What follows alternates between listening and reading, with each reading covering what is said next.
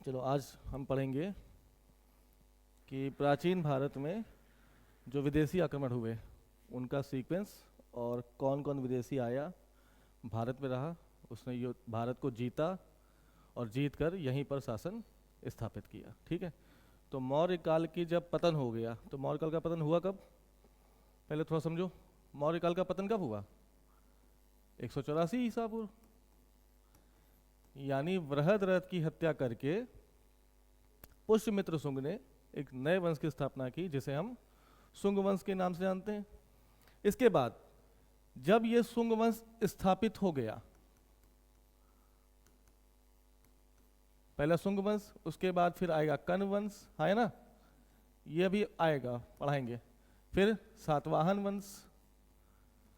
तो एक तरफ यहां पर यानी भारत की भूमि पर देसी राज्य चल रहे हैं और इन्हीं देसी राज्य के ऊपर विदेशी आक्रमण करेंगे। ठीक है। तो जिस समय मौर्योत्तर काल चल रहा है ना, मौर्योत्तर काल मतलब लगभग 200 बीसी से लेकर 300 एडी मौर्योत्तर काल चल रहा है। इसी मौर्योत्तर काल के दौरान भारत में 4 विदेशी आक्रमण आएंगे। ये वैसे आक्रमणकारी नहीं है जैसे अंग्रेज या जैसे दिल्ली सल्तनत में होने वाले आक्रमण। ये भारत में आक्रमण करेंगे और भारत की संस्कृति में घुल मिल जाएंगे। मेरी बात समझे? कुछ भारतीय इनकी संस्कृति से प्रेरित होंगे और कुछ ये विदेशी भारतीय संस्कृति से प्रेरित होंगे और भारत में घुल मिलकर रहना शुरू कर देंगे। ठीक है। तो जिस समय ये काल चल रहा है यानी मौर्योत्तर काल के देसी राजाओं का काल है, उसी समय यहाँ पर भारत में 4 विदेशी आक्रमण होंगे। पहला, भारत में यवन आक्रमण होगा।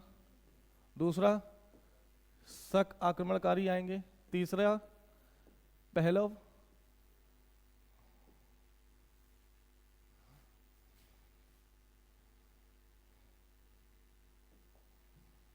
तीसरा पहलव और चौथे कुषाण। तो आज की क्लास इन आक्रमणकारियों के संबंध में है। ठीक है, ठीक है, समझ गए ना? तो शुंग वंश की स्टार्टिंग में पहला यवन आक्रमण होगा। ठीक, फिर शक हो गए, फिर पहलव होगा और फिर कुषाण आक्रमण। शुरू करें। तो पहला आक्रमण कौन सा है? यवन आक्रमण।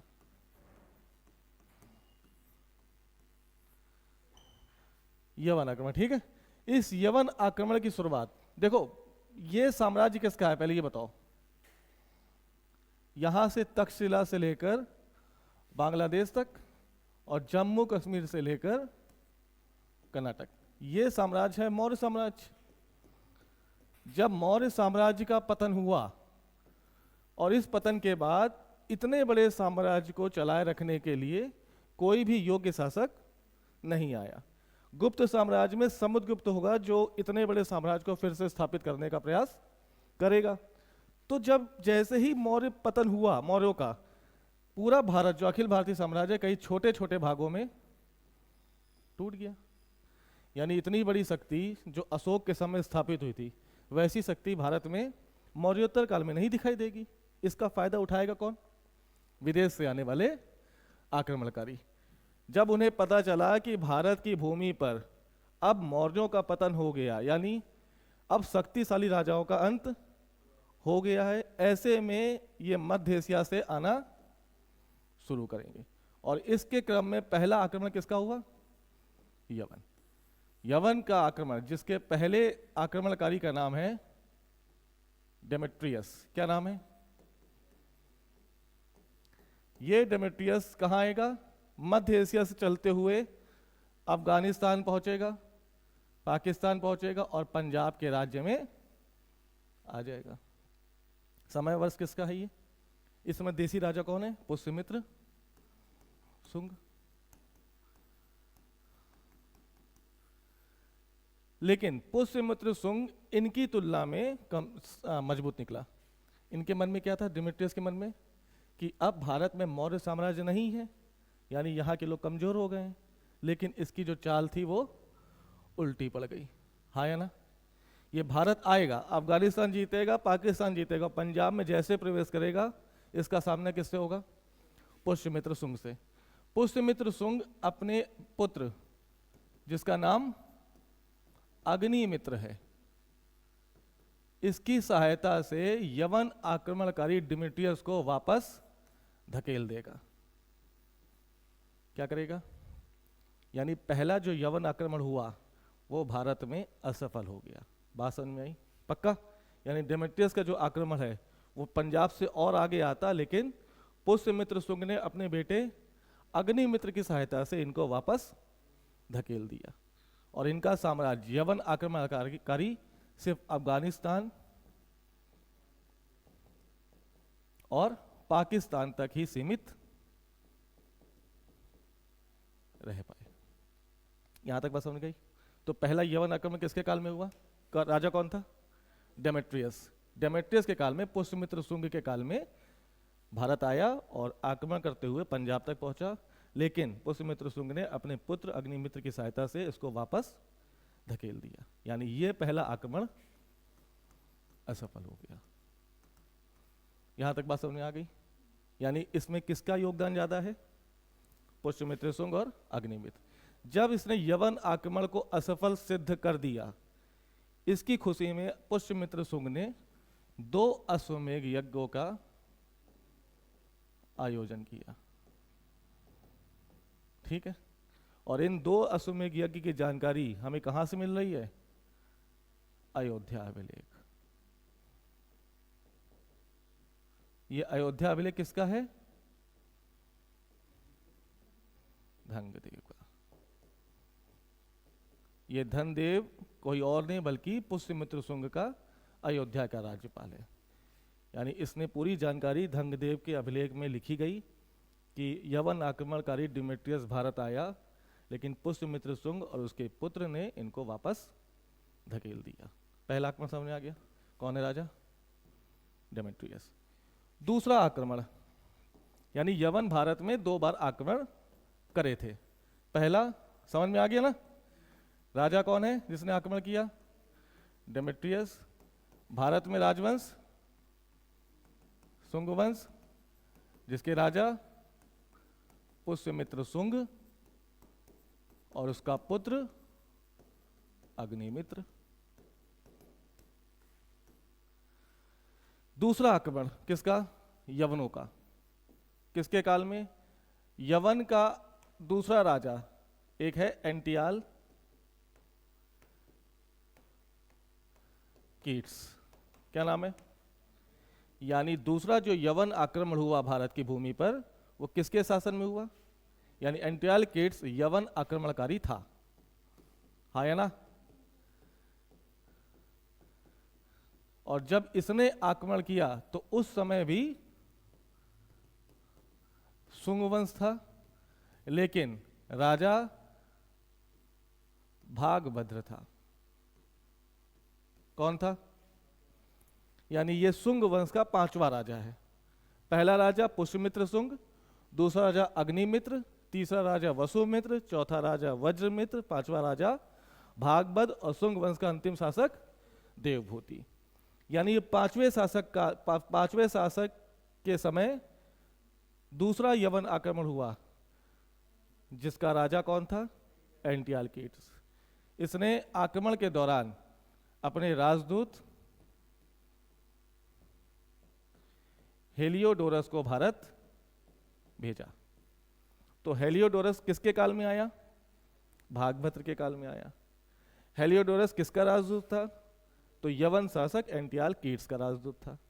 ये जब भारत आएगा तो भारत में विदिशा कहां है इस समय? मध्य प्रदेश।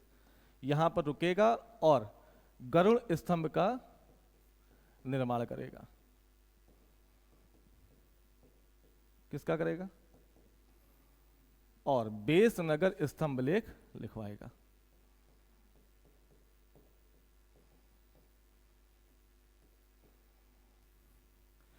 किया आक्रमण लेकिन संस्कृति से प्रभावित होकर वो क्या करवा रहा है, गरुड़ स्तंभ का निर्माण करवा रहा है और खुद एक लेख लिख रहा है।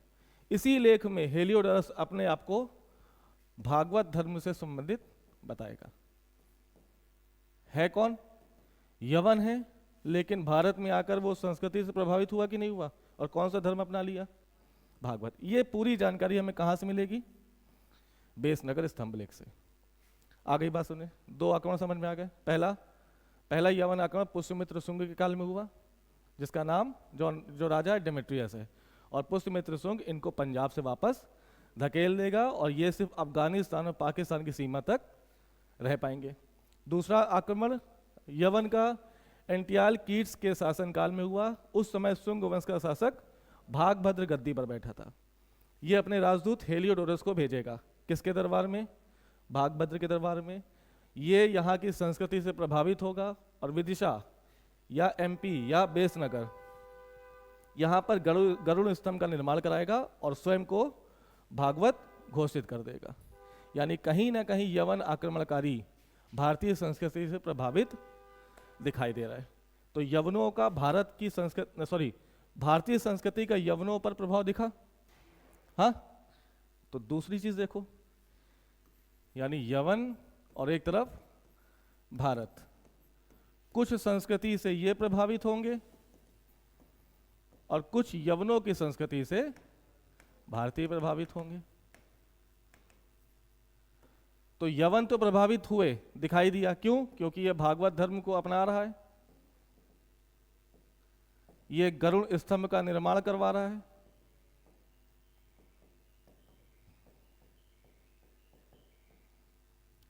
ठीक है।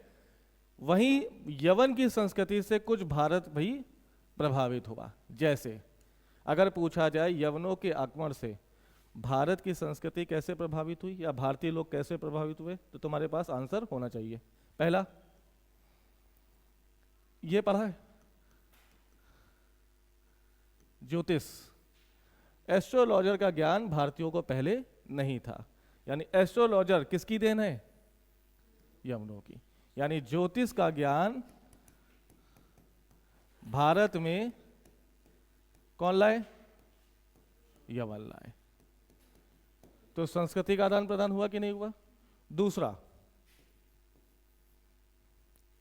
एक है कला का एक रूप है, हेलेनिस्टिक बोलते हैं उसको।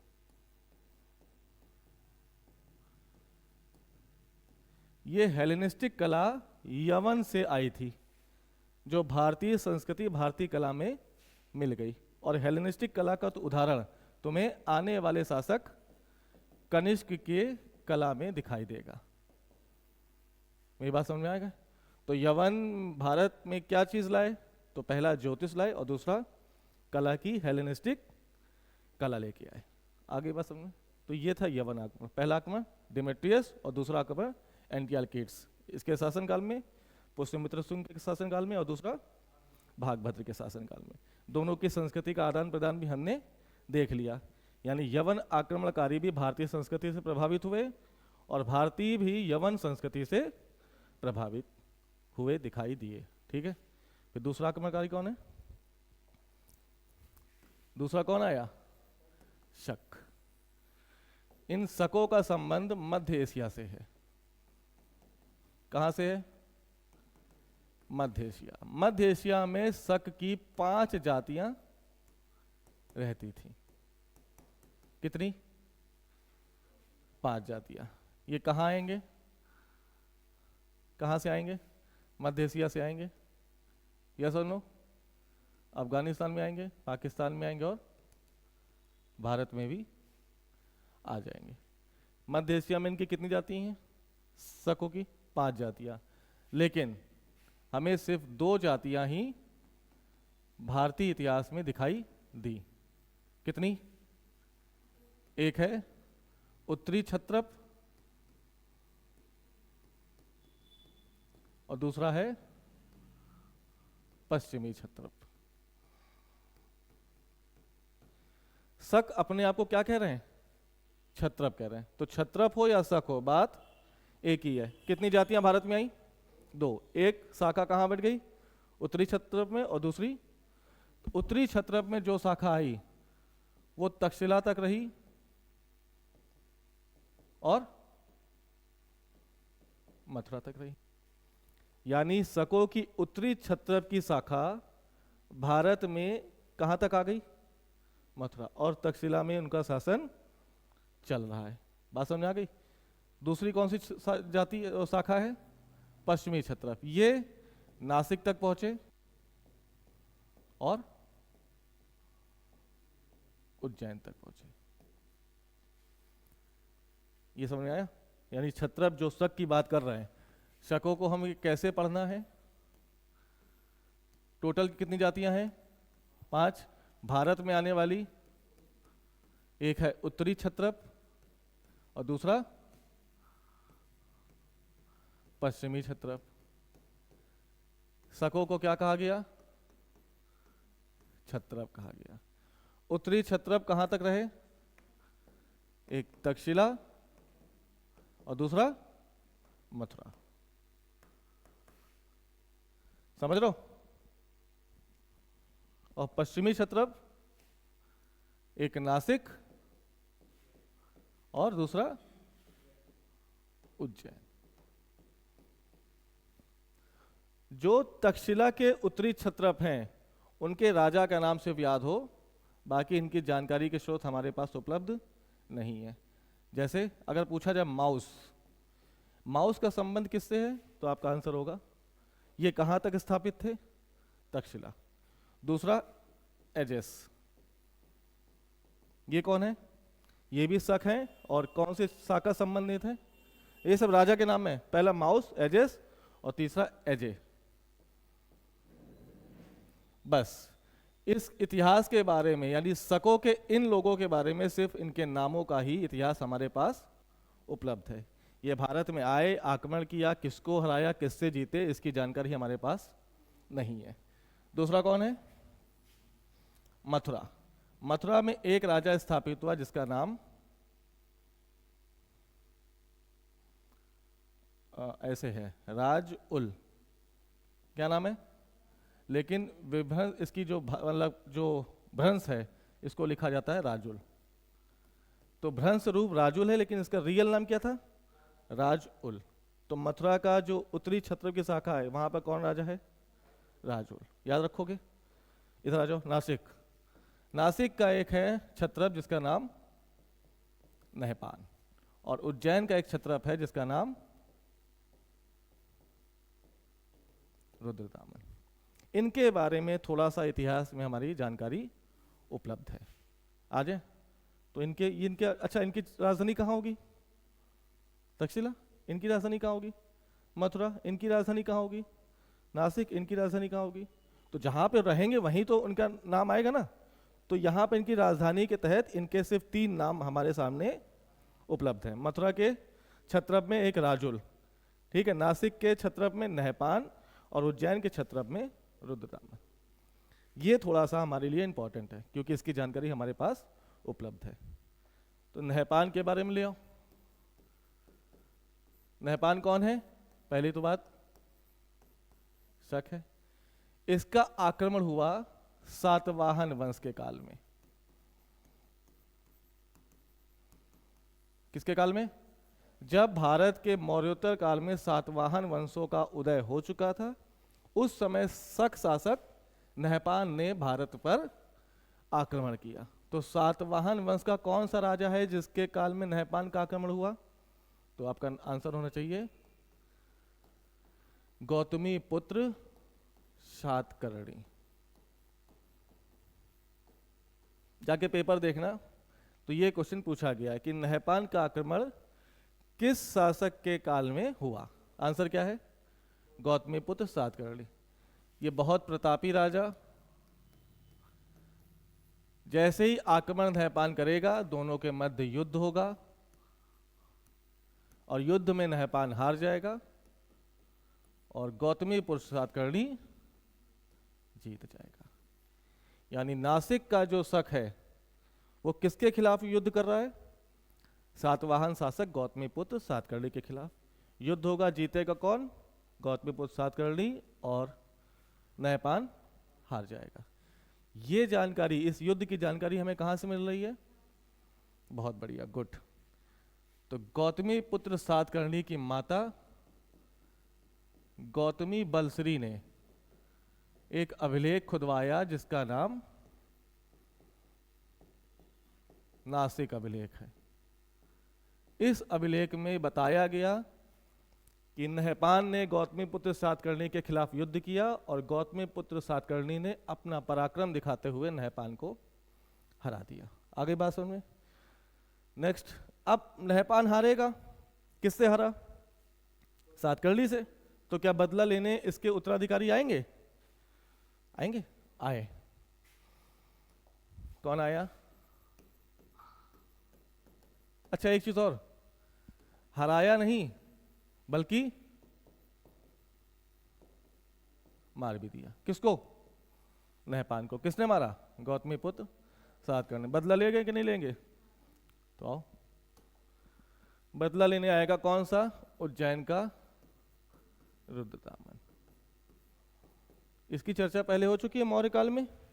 कैसे हुई है? जूनागढ़ अभिलेख। फिर क्या हुआ जूनागढ़ अभिलेख में? जूनागढ़ अभिलेख किस काल का है? ये बताओ, उसमें क्या लिखा है? कौन सी डेट लिखी है? 150 AD। यानी ये वही रुद्रदामन है जो सुदर्शन झील के निर्माण की बात कर रहा है। ये रुद्रदामन अटैक करेगा किसके खिलाफ? सातवाहन वंश। इस समय सातवाहन वंश में गौतमी पुत्र सातकर्णी का लड़का, जिसका नाम वशिष्ठी पुत्र पुलमावी है। यानी रुद्रदामन का जो अटैक हुआ किसके शासनकाल में हुआ?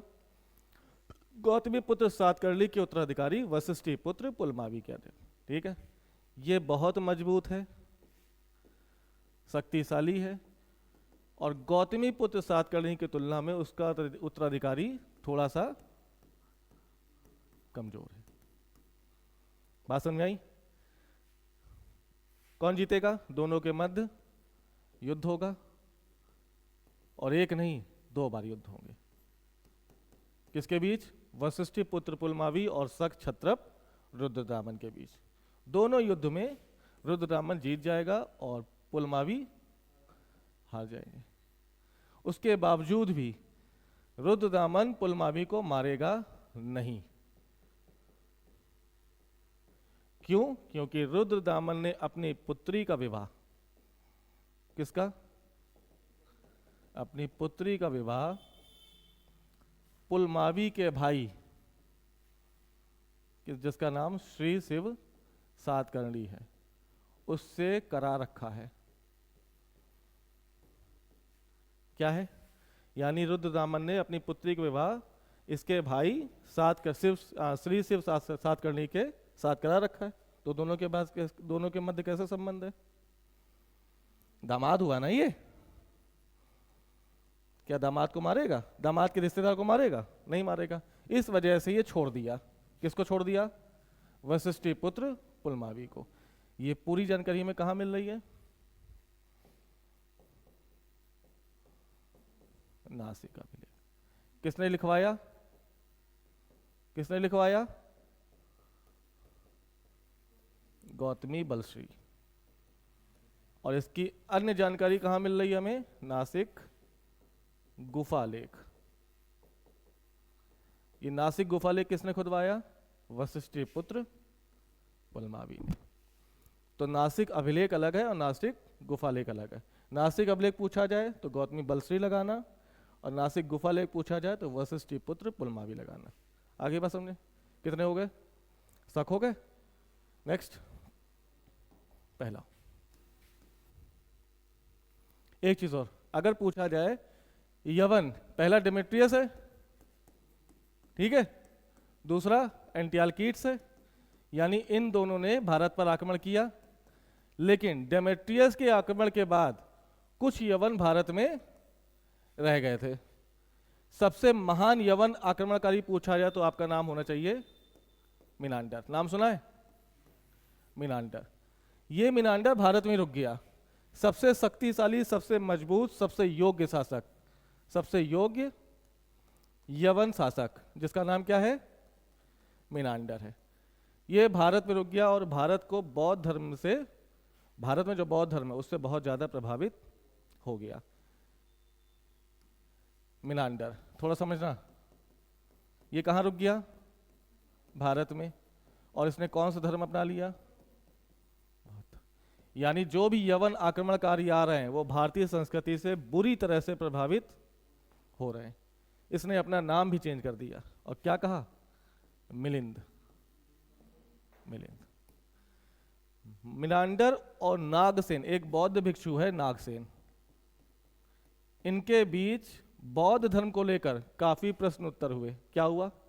इसके अंदर खुजली थी कि बौद्ध धर्म को जानना था। बौद्ध धर्म को कैसे जानेगा? किसी आदमी के द्वारा जो पहले से बुद्धिस्ट हो। तो बुद्धिस्ट कौन है? वो नागसेन। इन दोनों के बीच क्या हुआ? प्रश्न उत्तर, जानने का प्रयास बौद्ध धर्म को। और ये पूरी जो प्रश्न उत्तर की सीरीज है वो हमें मिलिंद पन्नों में दिखाई देती है। तो मिलिंद पन्नों किसने लिखा? मिनांडर ने। मिलिंद पन्नों में क्या है? तो मिलिंद और नागसेन के बीच वाद विवाद की सूची है। इस वाद विवाद के बाद नागसेन से मिलिंद प्रभावित होगा और खुद को बौद्ध धर्म में परिवर्तित कर लेगा। तो मिलिंद का संबंध किससे है? यवन, शक, पहला कुषाण है यवन से। ये किसके काल में आया होगा? तो शुंग वंश में आया। और किसको उसने अपना लिया? बौद्ध धर्म को। ये चीज मिस हो गई थी। नेक्स्ट कौन है? पहलव। इसका सबसे प्रतापी राजा गोंडो फर्निस। क्या नाम है इसका? पहलव शासक का पूछा जाए गोंडो फर्निस तो आपको पता होना चाहिए गोंडो फर्निस पहलव शासक है जो पहली शताब्दी के कार्यकाल में भारत आ रहा है। आगे बात समझ में। जैसे ही ये गोंडो फर्निस की बात आए तो याद रखना, गोंडो फर्निस ने जब भारत पर आक्रमण किया, इसी के काल में पहली बार भारत में ईसाई धर्म प्रचारक, जिसका नाम सेंट थॉमस है, यह भारत आया था। तो पहला ईसाई धर्म प्रचार किसके काल में हुआ? गोंडो फर्निस। गोंडो फर्निस कौन है? पहला शासक है। हालांकि जब ये आया, इसने प्रचार किया, तमिलनाडु में इसकी हत्या कर दी गई थी। यानी तमिलनाडु के लोग ईसाई धर्म से प्रभावित नहीं हुए। उन्हें लगा कि ये धर्म परिवर्तन करने आया भारत, इसलिए इसको क्या कर दो? मौत के घाट उतार दो, और मार दिया गया। तो ये पूछा गया सेंट थॉमस की हत्या कहाँ हुई? तमिलनाडु। किससे संबंध है? गोंडो फर्निस से। ठीक है। चौथा कुषाण। ठीक, ये कहाँ से संबंधित है? ये चीन से हैं। बाकी सब मध्य एशिया से हैं। ये एक ऐसा विदेशी आक्रमण है जो कहाँ से आ रहा है? चाइना से। चाइना में भी एक जाति है यूची जनजाति, यूची या होची, जो भी हो लगा देना। कुषाण भारत आएंगे और सबसे पहला आने वाला कुषाण कुजुल कुटफिसिस। इसका उत्तराधिकारी विम कुटफिसिस। और कुषाण वंश का सबसे प्रतापी राजा कनिष्क। तो ये तीन नाम याद रखना। कुषाण जब भारत आए तो किसके काल में आए? यानी पहला कुषाण का संस्थापक कौन हुआ, दूसरा इसका उत्तराधिकारी विम कुटफिसिस, और तीसरा कनिष्क। कनिष्क किससे संबंधित है? कनिष्क ने भी अपने आप को बौद्ध धर्म में परिवर्तित कर दिया। और यही वो कनिष्क है जिसके शासनकाल में चौथी बुद्धिस्ट काउंसिल का आयोजन हो रहा है। मेरी बात समझ गए? इसी बुद्धिस्ट काउंसिल में, यानी कनिष्क के शासनकाल में, बौद्ध धर्म महायान और हीनयान में बढ़ गया। याद आई बात? और पहली बार बुद्ध की मूर्ति भी कनिष्क बनवाएगा। मेरी बात समझ गए? तो बताओ क्या कनिष्क तुम्हें भारतीय संस्कृति से प्रभावित नहीं दिख रहा है? दिख रहा है ना। चौथी बुद्धिस्ट काउंसिल भी करा रहा है। हीनयान महायान की बुद्ध की मूर्ति का निर्माण भी करवा रहा है। ये भारत में गांधार कला शैली भी लेके आएगा। यानी गांधार कला शैली का सबसे ज्यादा विकास किसके काल में हुआ? कनिष्क के काल में। जब कनिष्क भारत में है तो मूर्ति कला 3 भागों में बटाई हुई है। एक मथुरा कला शैली, दूसरी अमरावती कला शैली और तीसरी गांधार कला शैली। ये जब आर्ट एंड कल्चर पढ़ाएंगे तब आपको बताएंगे।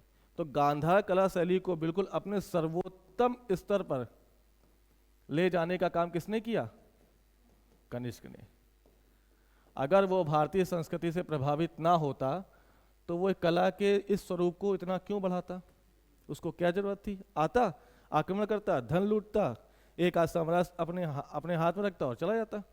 लेकिन ये आए, चाहे यवन हो, चाहे शक हो, चाहे पहलव हो और चाहे कुशाण हो, ये हैं तो आक्रमणकारी, लेकिन ये भारत आने के बाद अपने आप को भारतीय संस्कृति से दूर नहीं कर पाए अपने आप को। इनका मिलना तय हो गया और ये इतनी भयानक तरीके से भारतीय संस्कृति में मिले कि भारत के साम्राज्य में, भारत में रहकर शासन भी चलाएंगे, लोग इनकी बात भी सुनेंगे, बौद्ध धर्म का प्रचार प्रसार भी करेंगे। ठीक है, तो ये याद रखना। 4 आक्रमणकारी आपको सीक्वेंस याद होना चाहिए। यवन के नाम याद होने चाहिए। डेमेट्रियस सबसे प्रमुख, मिनांडर और एंटियाल कीट्स। मेरी बात समझ गए? शकों में 4 शाखाएं, तक्षशिला के शक, मथुरा के शक, नासिक के शक और उज्जैन के शक। पहलों में गोंडो फर्निस, नाम याद हो। कुषाण में कुजुल कुटफिसिस, विम कुटफिसिस और सबसे प्रतापी राजा कनिष्क। मिनांडर की किताब का नाम मिलिंद पंधो। एंटियाल कीट्स ने अपने राजदूत हेलियोडोरस को भारत भेजा और यही हेलियोडोरस बेस नगर में स्तंभ लेख और गरुड़ स्तंभ का निर्माण कराएगा और खुद को भागवत भी साबित करेगा। शक तक्षशिला में कौन है? तो माउस, एजो और एजेस, इन्हीं राजाओं के नाम याद रखने। मथुरा में राजुल, ठीक है। नासिक में नहपान, उज्जैन का रुद्रदामन, गोंडो फर्निस, कुजुल, बिम, कनिष्क। कनिष्क के काल में चौथी बौद्ध संगीति का आयोजन होगा। तो इस सीक्वेंस याद रखना बस, और कुछ राजाओं के नाम किससे संबंध है ये याद रखना। ठीक है।